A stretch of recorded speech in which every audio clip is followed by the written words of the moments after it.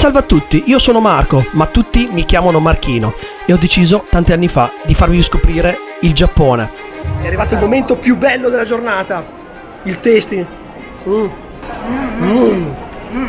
Bene ragazzi, oggi siamo nella gelateria Venchi che ha appena aperto un nuovo negozio ad Osaka, ma io sono qui grazie a Massi che mi ha suggerito di venire proprio a mangiare il gelato da Venchi. Lui è piemontese ed è molto popolare qui in Giappone grazie al suo account Twitter che sta spopolando proprio qua in Giappone ed è molto conosciuto. Andiamo poi a sentire la sua storia proprio in questo video. Ciao! Ma tu hai già provato il Venchi? È la prima volta? Ma anche in Italia non hai mai provato? Non sei mai stato in Piemonte? Mai stato in Piemonte? Mai a Torino? Ah, sei stato a Torino? A Venchi no. Quindi vediamo com'è questo gelato. Questo è un nuovo negozio a Osaka che ha aperto quest'anno. Appena aperto, un mese fa. Sì, guardate qua che la cioccolata di Venchi. Eccola qua. Brutto e buono, ma bello anche questo. Ragazzi, siamo dentro a Venchi, la famosa gelateria piemontese. Guardate quanti cremini, c'è il cappuccino, c'è anche quello al matcha, c'è anche il prezzo a grammo, quindi tu prendi il sacchettino, poi lo pesi e ti fanno il prezzo. Sono tipo 5, 6 o 7, arrivi anche tipo a 2000, 3000 yen, Vabbè, sì, perché poi vuoi tutto. È bella, veramente un bellissimo negozio, sembra di essere dentro al negozio di Gucci. Questi ragazzi sono i gusti, c'è la fragola, il melone, Venchi cream, limone, raspberry, mango, mascarpone, caramellato, quello è il figo caramellato, cuore di cacao secco, pistacchio.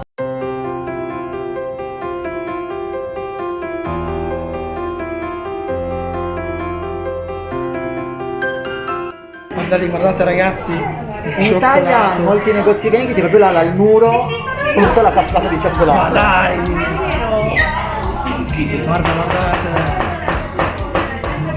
Adesso lo riempie da un primo tocco di classe. Vai. Guardali che bello.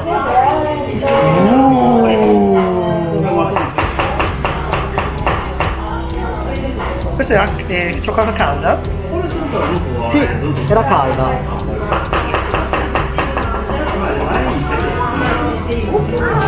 Vai. Un lampone. Eccolo, quella col lampone.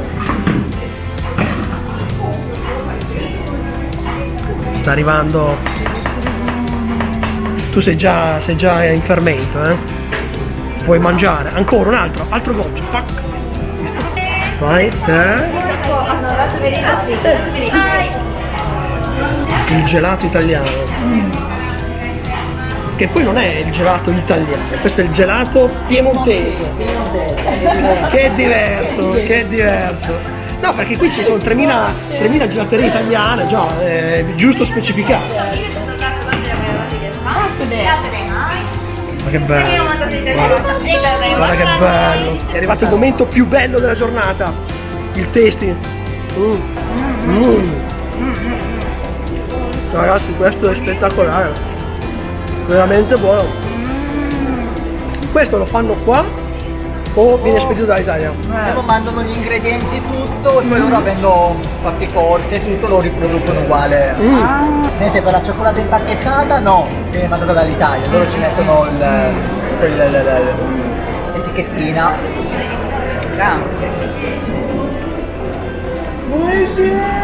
Buono, come fare felice una giapponese. Un gelato di Venchi. Fa vedere questo, guarda lì. Questa è la parte più buona? No, qual è la parte più buona? Com'è stato? Guarda, no. Altro che Nutella. Ti aspetto, no, poi voglio sapere il tuo feedback. Troppa cioccolata. Tanto? Però paradiso, siamo in paradiso. Sì. Abbiamo qui Massi che è venuto da Kanazawa, direttamente da Kanazawa, che oggi è venuto qua per lavoro e stiamo mangiando insieme il gelato Venchi che viene proprio da dove sei nato tu? Piemonte. Dal Piemonte. E quindi sei non solo un grande appassionato, invece proprio un cliente abituale quasi, no? Non posso tornare a casa, vengo qui e è come essere ritornato in Piemonte, dai. A Kanazawa non c'è ancora Venchi. La Kanazawa. Secondo me non arriverà mai. Dici? Adesso c'è a Tokyo e Osaka. Yokohama, Nagoya, Osaka. Ah, e qui è appena aperto questo negozio. Il 16 luglio, quindi un mese giusto. È un mese giusto che è aperto. Che sta già facendo successo perché, come abbiamo visto prima, c'è comunque la fila perenne, costante, e oggi è lunedì addirittura. Io all'inizio su Twitter, che ho visto proprio i giorni dopo l'apertura, tipo 2 ore, 3 ore di fila, ti davano un numerino, ti dicevano vieni tra 8 ore. Ah sì, io l'ho conosciuto tramite Twitter. Cioè, no, io sai, bazzico molto su Instagram, YouTube, Facebook, così. Twitter non lo uso tanto, però lui invece è solo Twitter perché i giapponesi usano molto Twitter. Infatti Massi propone, scrive, prova prodotti e scrive sempre e descrive in giapponese. Giusto? E quanti follower hai adesso? Quasi 60.000. 60.000, quindi Mancano 700 e qualcosa e sono a 60.000. Sei molto conosciuto, è per questo che stai avendo connessioni, ti inviti. Mi invita, mi chiama, mi segue anche su Twitter. Infatti se vai sull'account Twitter di Venchi e vai nella pagina dei mi piace che ha messo, praticamente ci sono solo io.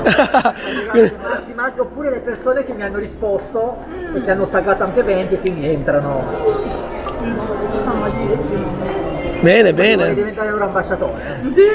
Ah, infatti, no, sarebbe il Danno il top. pass, posso mangiare gratuitamente qualsiasi cosa, giro ma il Giappone, quelle poche città in cui c'è.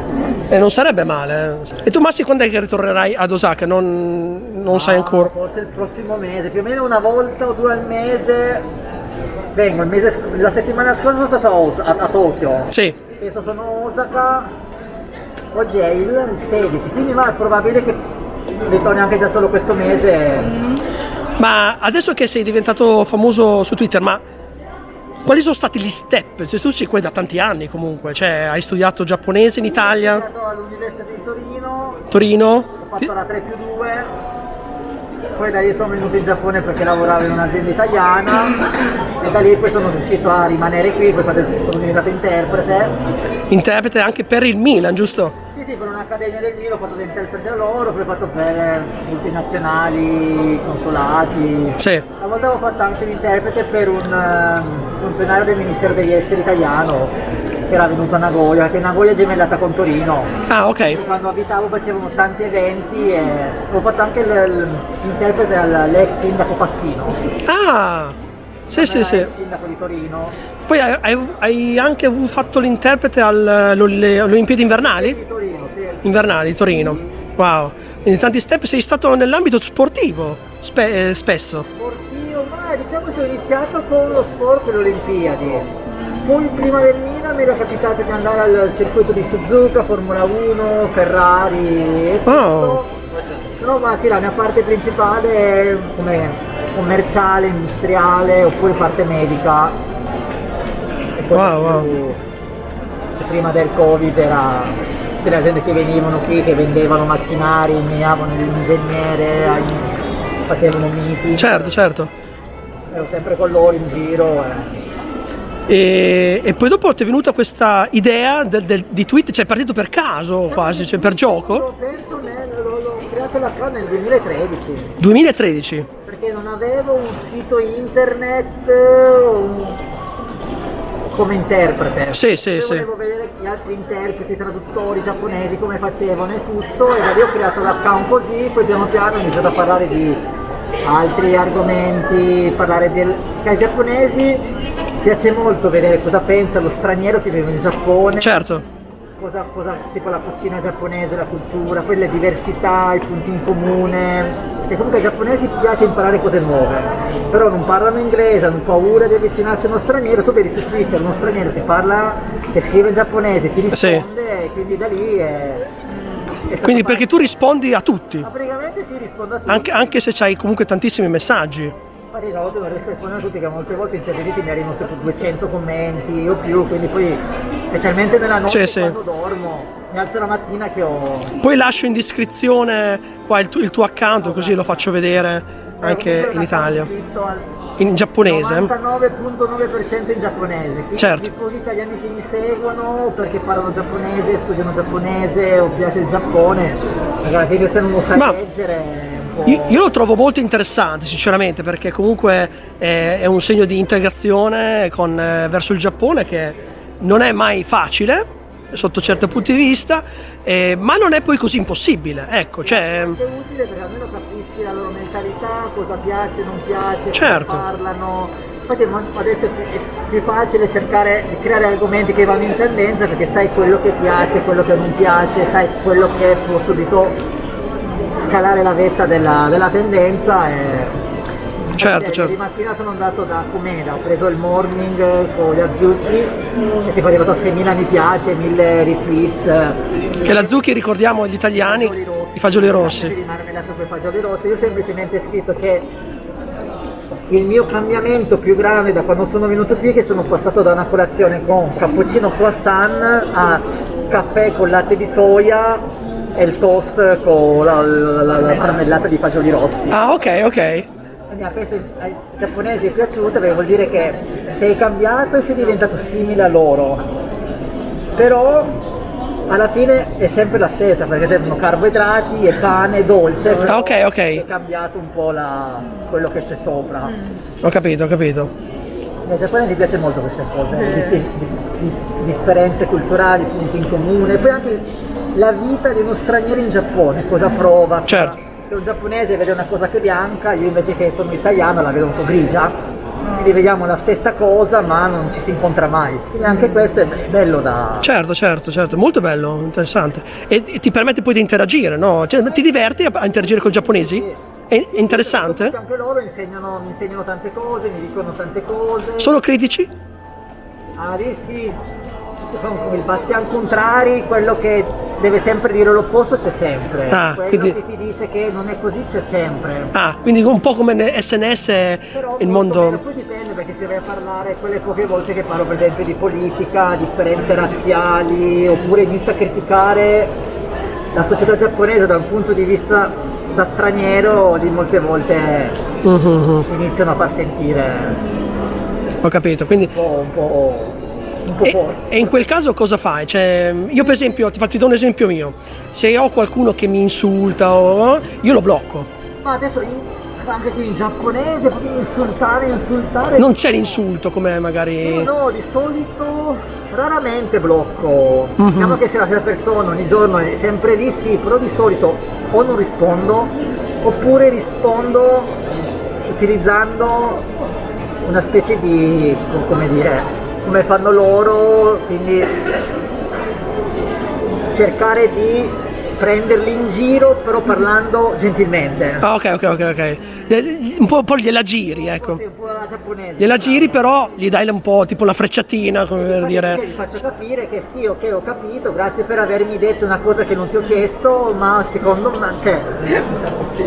Poi il bello di Twitter è che se scrivi in giapponese, quindi con 10 caratteri riesci a dire tipo esprimere 3 o 4 frasi italiane, infatti riesci a scrivere tanto con un tweet.